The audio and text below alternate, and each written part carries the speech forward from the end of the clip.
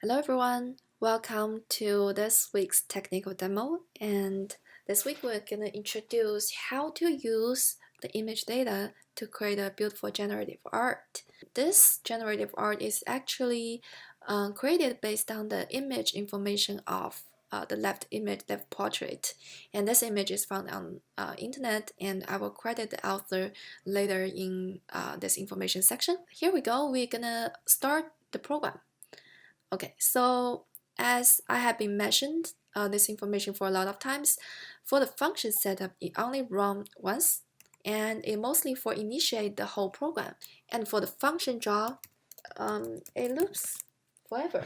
Because we're gonna visualize each point of this pixel, so it's gonna take a lot of computing power. Instead of putting all of the information in the function draw, because it's looping, executing forever, we just instead put into the function setup, let it only run once, because we only want a pictorial kind of result in the end. So function setup is enough. Okay, so the first step is we need to load the image to the program, and we actually create a folder saying assets. We can name it differently based on your preference, and then we need to upload the file and upload the portrait file to this folder. Okay, so next step is we use the function preload. Function preload is basically to preload all the media elements, for example, the sound, the image, the font, to this whole program. And we need to give a variable saying image, and image load image. And the route to this file is assets and face3.jpg. If you name this assets folder differently, then we need to change it here. Okay, so basically just let the program know where the file is. Okay, so now we access this image file, and we want to change the canvas size to the image size. So image width and image height. Okay, so this is the image size. Basically, if you are curious about the image size, we can use the print function to get the information of the width and image dot height. So it's 400 by 538. So the total pixel number is multiply 400 by 538. So it's a big number. We have to put it in the function setup, otherwise it will be just stuck and froze the program. Okay, so next step is we comment out this print, and I want this image to be centered in the web page. That is important for the visual representation of the final visuals. So let's create a let new x position of the canvas. Canvas x is window width minus image.width and divided by 2. So this is the x position of this canvas, and let new canvas y is window height minus image dot height divided by 2. Okay, and we need to also create a new variable in canvas, and to make the canvas position, add the new canvas x and new canvas y. So right now it's centered. And as I mentioned before, if you want to change the background color of this web page, we need to go to the index.html and style CSS, say background color, and let me change it to black. And now we change the background color. Okay. So let's get back to the sketch file. So next step is we need to access each position of the pixels in this image. So we create a nested for loop. So for loop, let column, we access each column, start from 0, and column image dot width, and column plus plus. Okay, another for loop is access each row in each pixels in each row of each columns. So we say start from 0 and row less than image.height and row plus plus. Okay, so next step is we need to draw the points on each positions of the pixels. So basically we say point and column and row. Don't forget to delete the function draw here. I just deleted it. We need to put everything in the function setup. It doesn't have anything appear because we didn't give a color to this point. And for point, it's special. We don't use fill to give colors. We use stroke. We give a color and C because we need to give a definition. We actually need to access the color information of each pixels and assign them to the new points. So it says let's see is image.get. This is a new method I'm going to introduce.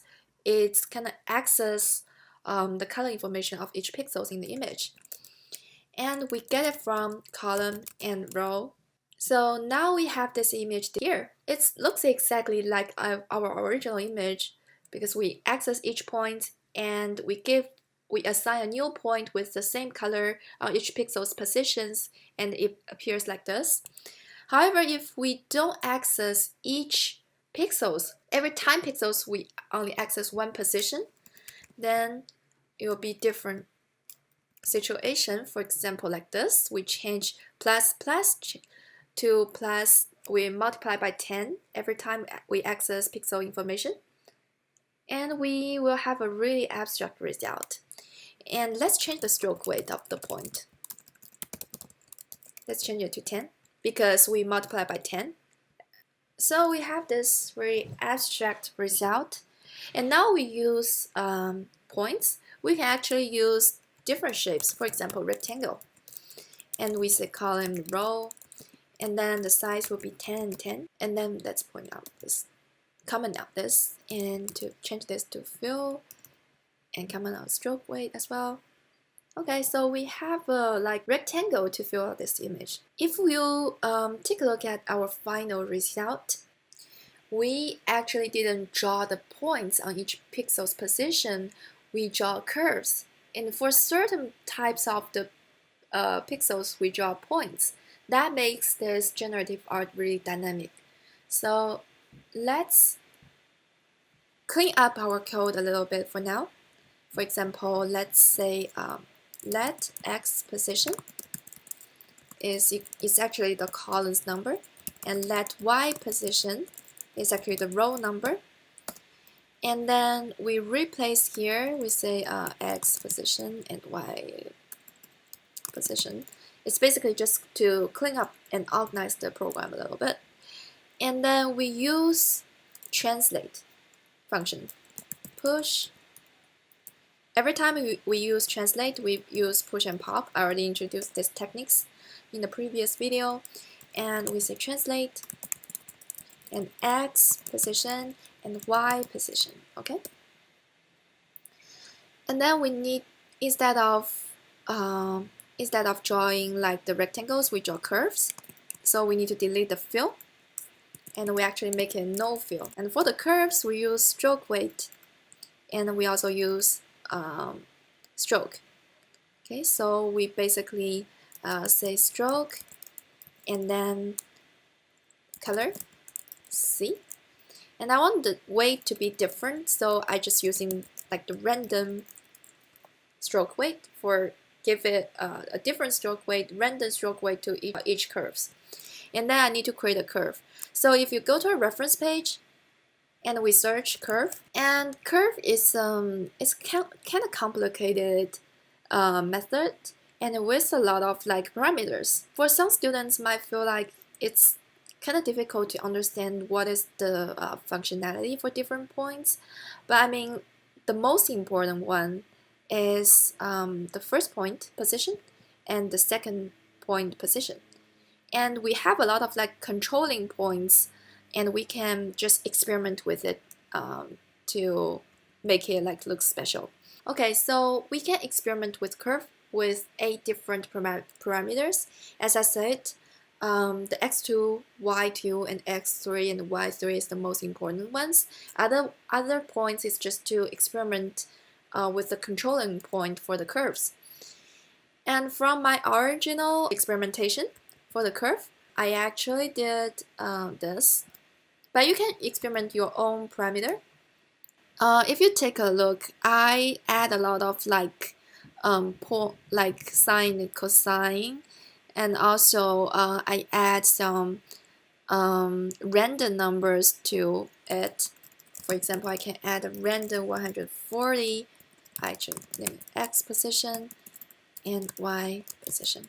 So we need to replace those two x position and y position because I named the x and y position differently in my previous program. I mean, if you can create different kind of curves. It just depends on your personal choice. And I'll do this. Okay. So I have a really experimental kind of effects for the result, and I feel like we can barely see the details of this human face. Instead of like multiply by 10, I will just do 2. Okay, just in order to see different details. And we made the stroke weight a little bit thinner because we have more points. We need to weight a little bit. Okay, so we have this effects, and I feel like it's really interesting. And we can experiment it differently. For example, we can say random like 60. Instead of just directly put 60, we can have the random things going on. Okay, so it looks a little bit more abstract. And we can also doing like, for example, random like 90 here. And also for 0 and 0, we can do random, for example, 10. And this one we can do random 80.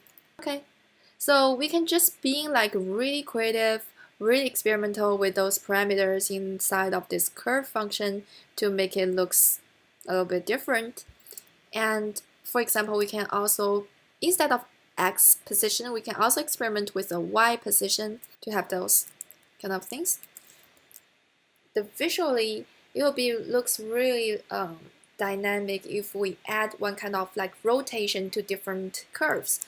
So we need a rotate function here, and we say a random radians